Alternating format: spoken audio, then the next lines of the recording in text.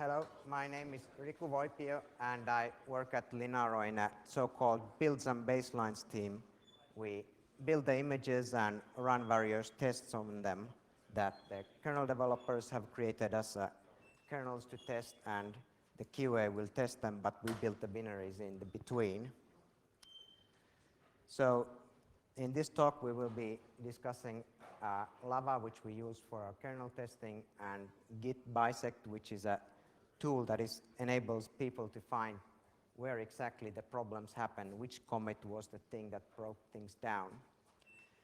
Here we have an imaginary case that somehow it has passed the testing that the time doesn't work anymore. It's in 1970. The last release, it worked. Now we need to find out what exactly caused the problem. Git bisect is a tool in Git. How many here have used Git bisect? So almost everyone. If you haven't, you should really. Well, the manual part of Git bisect is rather simple.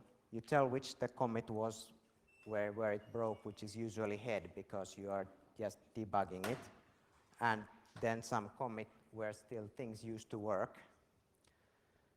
The Git bisect algorithm will then start crunching the commits between to find which exact commit is broken. It's quite similar to binary search, so the amount of tests you need to do to get down to the bug doesn't grow that much, even if the commits get doubled.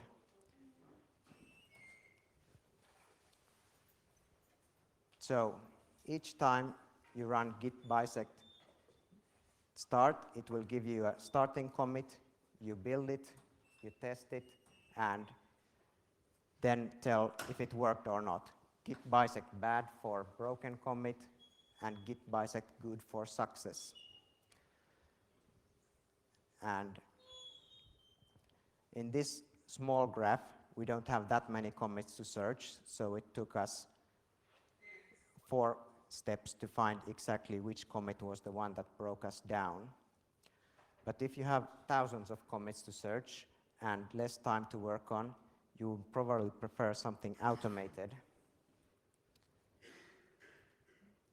Git bisect run is an advanced mode of this git bisect, which will run a script, and depending on the exit code of the script, it will decide if it was good or bad. How many here have used git bisect run? A lot less, but some people have. So instead of sitting by your computer and running the make and test, you just run the script to do the tests and go do something else during it. In this simplified example, we have the bisecting script, which is a kernel build. We do a def config, and then we build the kernel and the DTB files for the OMAP platform. The exit code 125 is a magic value documented in the Git manual page, which means that skip this one. In our case, if the kernel build fails, we will simply ignore it, that it's a problem unrelated to the one we are searching right now. And the last line of the bisect script is my lava boot script that will boot the BeagleBone Black and run a test script, which was there in the first slide, test the hardware clock, and if it returns successfully, the time was correct, it will give a 0 exit code and something else if it breaks down. I had prepared a demo hardware here, including a power unit and a BeagleBone, but unfortunately, I can't set it up running right now as expected, so I have a pre-recorded demo as caution.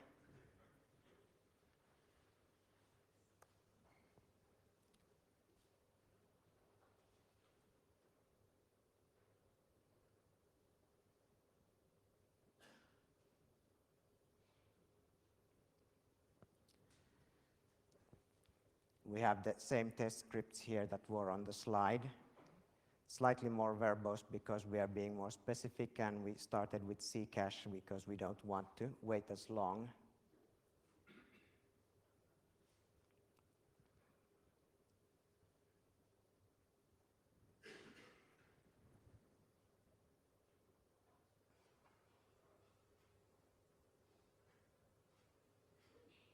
So the first step is starting here.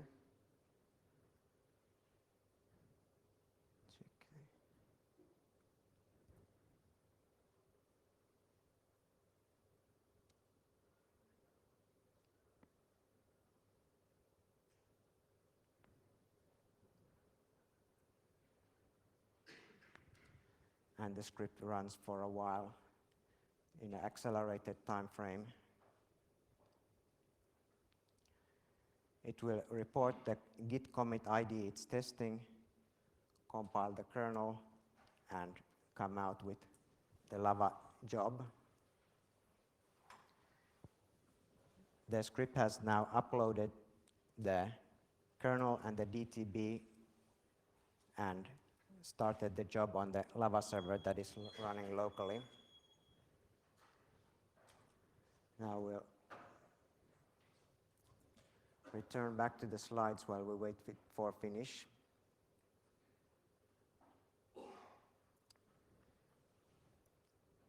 So, Lava is the tool that Linaro uses for pretty much all testing we have. There are some cases where people like to do their own stuff, but we try to make Lava useful for everyone inside Lava. It could be said it's a metal-as service, now that everything should be designed as service. It converts the developer boards we have into something that are available in web by few clicks. In Lava, we submit jobs for a device type and get down back the results. At the minimum, Lava requires serial access. It's like was said in an earlier talk that serial port is the most powerful thing in the embedded world, and if you don't have it on your board, go somewhere else. Network is very useful.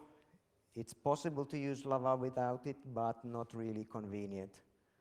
Power control, any kind of automation of kernel development, you have to have it.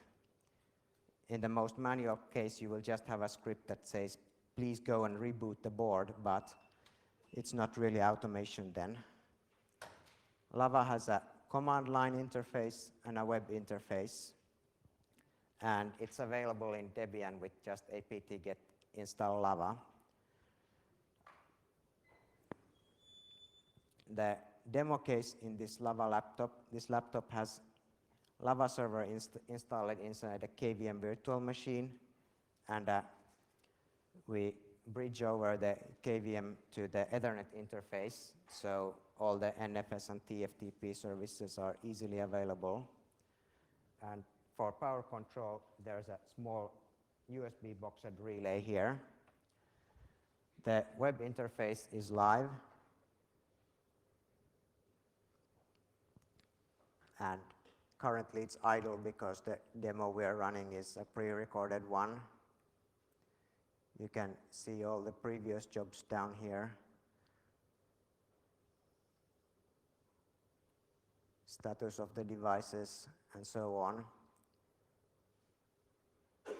The convenience of having it all running inside a KVM means that when I'm usually using it at home, I can have it on a server, and when I'm traveling, I can pick it up and just copy the virtual machine over to the laptop.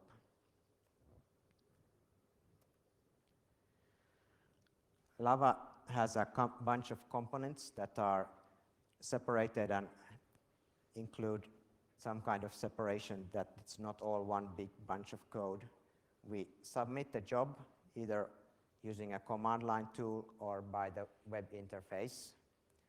The Lava server process listens to XML RPC as well as just the normal web interface, and will check that the job is okay. And if it is, it will be submitted to the Lava dispatcher, which will actually do the running of the job. Lava dispatcher is the main core process of taking care of the testing. In this, we had a graph. It talks about master images. We don't need that one since we boot from just TFTP and NFS. It greatly simplifies the use of Lava if you just keep a very small use case of it. Finally, the results are submitted back. To control power on Lava, there are several options. You can have an enterprise PDU switch from eBay from about 100 euros. The new ones cost a lot more since the simplest and cheapest models are no longer available. You can have some kind of home automation system like the Ubiquiti mPower. It looks like a power socket, but it also has an Ethernet place you can connect and with HTTP switch individual ports on and off. Then going down towards the Qt embedded relay, we have the boxed relays, which just need a little bit of wiring to get them to work. And finally, all the way down the hill to the nonsense area is doing the relay and putting it to a Raspberry Pi. It will just take not much more than 10 euros for the components if you have some kind of board that has GPIOs already. Finally, for future at Linaro, we are creating an OpenTAC device. It's a BeagleBone cape that will have power, Ethernet, serial lines, and more. It's tailored for Lava use, and it combines a lot of the wiring you see here if you come to look at the desk after the talk. Lava tool is the official command line interface for Lava. It talks the XML RPC to Lava web server, and it's asynchronous, so you just give it a job and it will return back. I've been actually told that it's not completely true and there exists some way to make it synchronous. So finally, the problem for automation or automatic scripts is that it reads authentication token from GNOME keyring, and it means that you may have to type in the keyring password every now and then. So it should work in GNOME, but for example, in some other desktop environments, which I use, it doesn't work. So I had to do something else to make this bisecting possible. So I wrote the Lava boot script, which is not a complete replacement of Lava tool. It just takes care of the use cases I care of. It's synchronous, so it starts the job, pulls the server as long as the job runs, and then returns when it's finished. It starts a small HTTP server for the Lava to get its kernel and DTB for the target device. And it has some convenience features like substituting variables so you don't have to edit the Lava definition file for small changes of jobs. And finally, it stores the authentication token in a configuration file, which is slightly less insecure than having it in GNOME keyring. So the Lava boot interactions with the Lava server look a bit like this. We start by sending the kernel and boot artifacts to the proxy process, and then tell the Lava dispatcher via job control that please start the job. The Lava dispatcher will then pull the kernel and other boot artifacts and provide them over NFS and TFTP to the BeagleBone target. Then it opens the serial line and it becomes essentially a glorified expect script and runs all the commands you want on the BeagleBone target. Finally, as a shortcut, I just return the exit code back to the proxy process instead of via Lava dispatcher. A more clean setup would be to just read the values of the test results from the Lava results bundle, but it turned out to be untrivial, and I'd run out of time to do it, so I had to make a shortcut. So this authentication token I've been talking about is the key to automate Lava. It's a bit like the Amazon authentication token if you've been using the Amazon Web Services. You need to log into the Lava web server, create a new authentication token, and then copy-paste it from the web interface down to a configuration file. The configuration file used by the Lava boot is rather simple. You just tell what is the HTTP address of the web server, what is the end user account token, and the proxy as seen as from the Lava dispatcher. And finally, the only mandatory option still left is if it's HTTP or HTTPS. The Lava job definition used by Lava boot is in YAML. So you can also use JSON, but YAML is a lot shorter.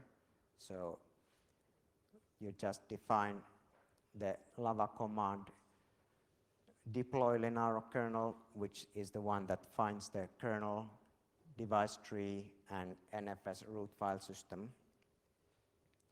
We have the boot command, in which we just use the standard settings as defined in the Lava device configuration. You could also have your own script to run on uboot or many other variables you can give to boot Linaro image, but in this case we don't need to give anything. Finally, we have the test definition down there, which is being pulled from the proxy. The test definition will include the RTC test script. And of course, you need to tell Lava what is the actual device type you want to test on. So after the variables have been substituted by the script, it looks a bit more like this. It will take the proxy from the configuration file and the device tree, image type, and so on from the target specific configurations. In the end, we have this test definition YAML, which is a file included in the script, so you don't have to really care about it, which will just call the script that we gave on the command line.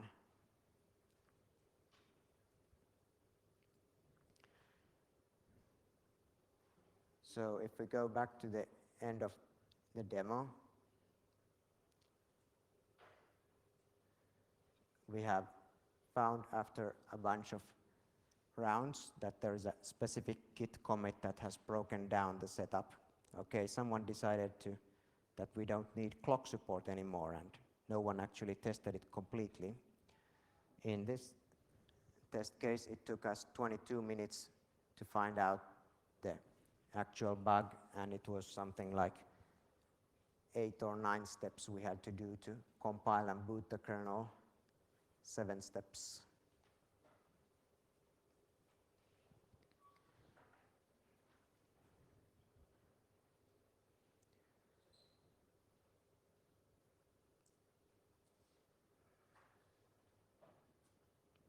So bisecting is rather useful and convenient, but it's also not without issues.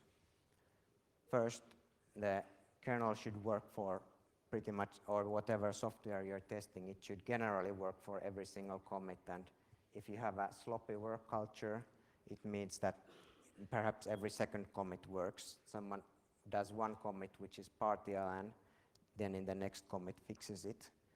These kind of Git trees are not really bisectable because it will find a lot of broken commits in between. So in the cases of kernel, you would need to test every single boot every single commit that it actually boots. Then you have something that you can test for more complex test cases. Also, if your Git tree has big merges, commits that touch random files all around, the result is that Git bisecting is not going to be simple. You may need to increase the range of commits you search. So even though the commit appeared from your point of view between, say, 2.6.16 kernel and 2.6.17 kernel, you may have to try between 2.6.14 and 2.6.17 because some of the commits come from merges that are from a lot longer time. We have to remember that Git is not linear history, but something more like a directed acyclic graph. So it's not just a binary search you do when you do a big Git bisect. This is just good software engineering practice when you use Git. Make sure that commits are relevant only to one thing. If you have a topic branch, make it sure the topic branch gets merged upstream as soon as possible instead of living for a long time. And this will help you in many other ways than just helping bisecting. Finally, if the bug is reproducible only randomly, then bisecting will give you completely wrong results. So you have to actually test that the bug is consistently reproducible.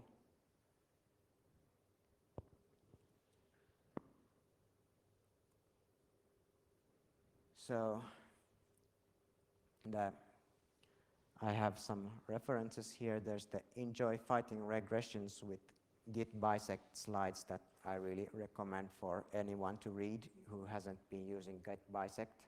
It will give you a clear explanations of why it's possible. And the rest of the are just manual pages and Lava documentations. Slides are online already, and I don't think I updated since the last upload there, so they are even up to date. So, any questions?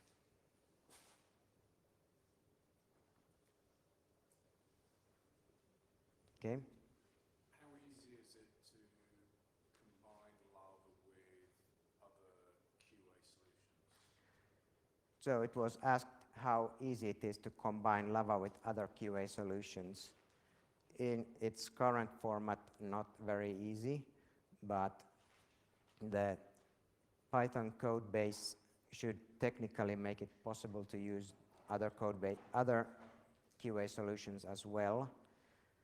The problem is that usually every QA solution is complete, so it does everything from the web reporting to running the tests, and it's hard to take just one piece from one QA system and another one from another one. So there's been discussions about using at least Autotest together with the Lava, and there's something that could be used there. Okay. So in following that question, for example, we use BuildBot a lot. How does it play with BuildBot to build the images and then test it afterwards with Lava? So it was asked how would Lava play together with BuildBot, and would it be run after the BuildBot build? Yes, that's exactly how Lava would be used together with BuildBot. We use Jenkins in this way in Linaro, so we run the compiles in Jenkins, and Jenkins will then call a Lava script to run the actual tests on Lava. Okay.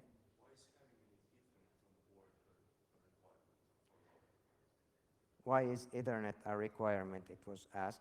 Well, in its current form, Lava will communicate the test results, and it will download the test cases over network to the target device, run the tests and return them back over network. It's somewhat possible to use without network. Then you would have to have a way to install an image on the device via fastboot or something, and this is not as convenient there's some fast boot support in Lava, but I'm not sure if it's completely possible to use without networking. What about USB or some more standard interfaces that you basically find in some other development? It's not necessarily being needed.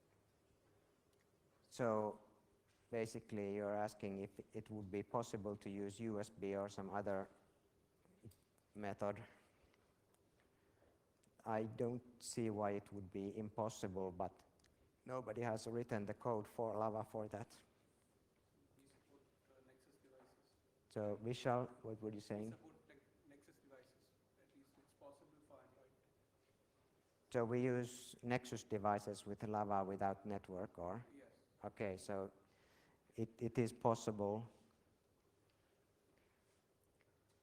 I mean, it's convenient to use the Ethernet for the development board, but when you want to run the real tests on the real device, the device will probably not have it.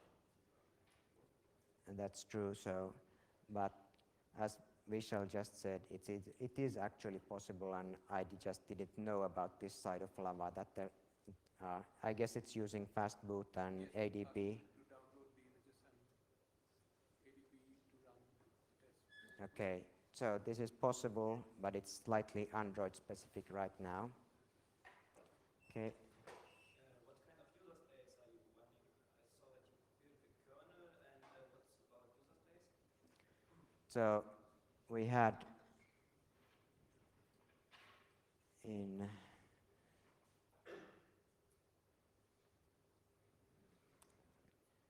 this case I was using an Debian-based root file system that was exported over NFS.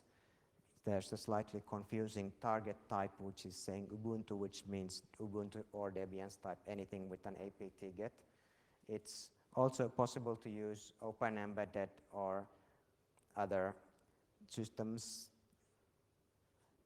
There are some command line commands that it requires, like wget, or I think Python was needed for that Lava test shell, but you don't have to use the Lava test shell. There's also the option of, instead of having a NFS rootfs, to have an initrd and run the tests there.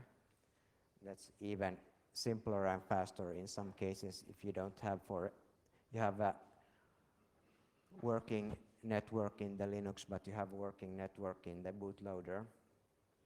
How easy or how hard would it be to add, I mean, not from Linux, but from ourselves, to add that support for new device type?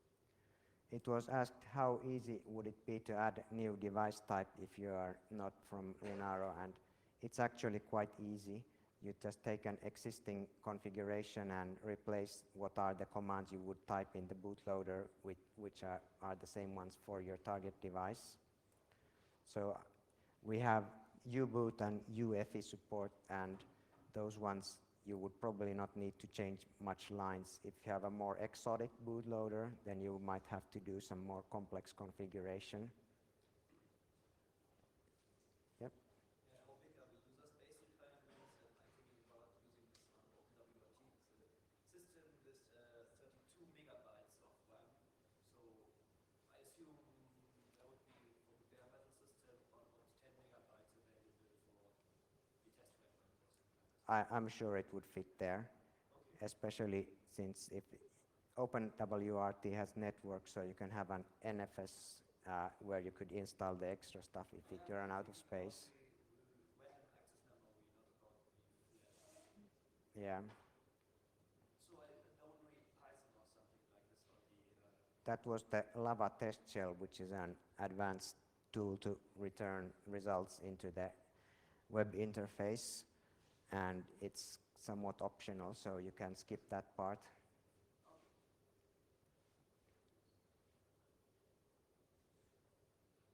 Okay. I really like the concept of metal as a service. You just talked about devices with operating system.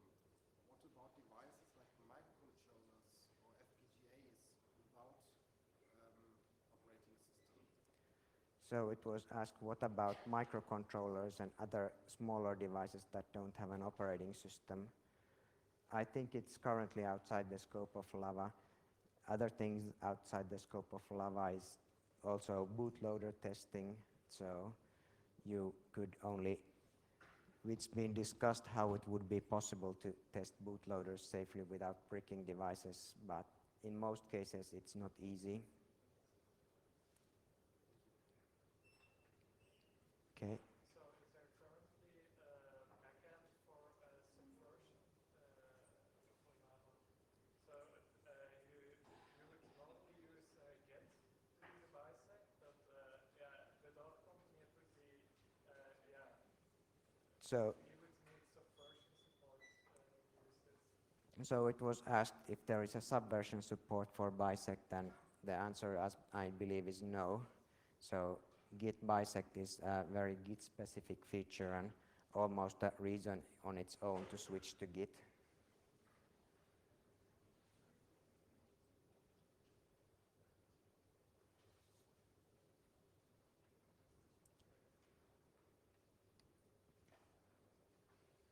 Any other question? There was one.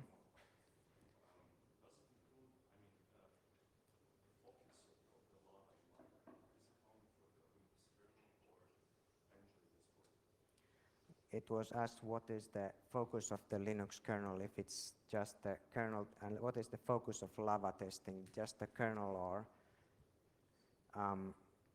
the kernel testing is the simplest thing you can do with Lava, but you can also test a lot of stuff in the user space side.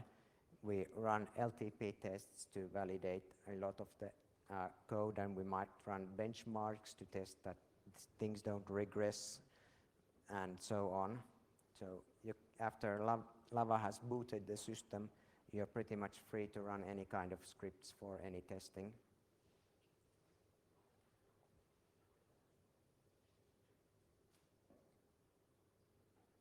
Okay, thanks to everyone for coming.